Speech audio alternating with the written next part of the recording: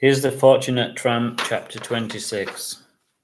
After a few hours it was time to go. The sun was still shining down and Jack rolled in the grass, his little tummy warm from the sunshine. He was so cute it was unbelievable. Tom whistled and Jack ran over to him looking pleased with himself. He waited patiently for his lead and they walked slowly back home. It had been a lovely day, one which Tom was determined to repeat. He had the perfect reason to exercise. They both needed it, and the beauty of it was he had forgotten all his troubles and they didn't seem so big. They finally got back to the church and they were both exhausted. To Tom's amazement, there was more food packages waiting for them when they returned. Jack had more biscuits and a new dog bowl and a couple of tins of soup. For Tom, this was a great relief.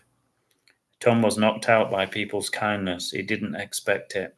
Luckily, he had a tin opener and he gladly gobbled down the cold soup. He decided that tomorrow he would have to buy a paraffin heater. He had a little flask with tea to keep him warm, and he shared it with Jack, who wasn't discerning about what he ate or drank. He was so tired from the walk that he fell asleep right away, and so did Jack. The day had wiped them both out, and they snored in unison. It would have been a funny sight for anyone walking by. The next day he woke to Jack barking loudly.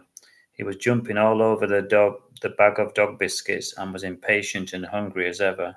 Tom had no choice but to open them and pour them into the bowl. Jack was snapping before they landed. He couldn't eat them quick enough. It was funny to see. He poured water into the other dog bowl and Jack knocked it over, and it flipped over his head, dripping water over his confused face and ears. It was hilarious.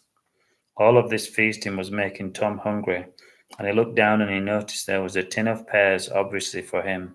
Although not his usual breakfast fare, he was very grateful. He sat on the church steps and ate them with a spoon. They must have looked a funny sight, but they didn't mind because they had what they wanted. He was feeling good after his healthy breakfast, and it was a joy to walk into town and see the daffodils still blooming. The bees were buzzing madly, and all was well with the world. Jack jumped about excited, his little tongue hanging out.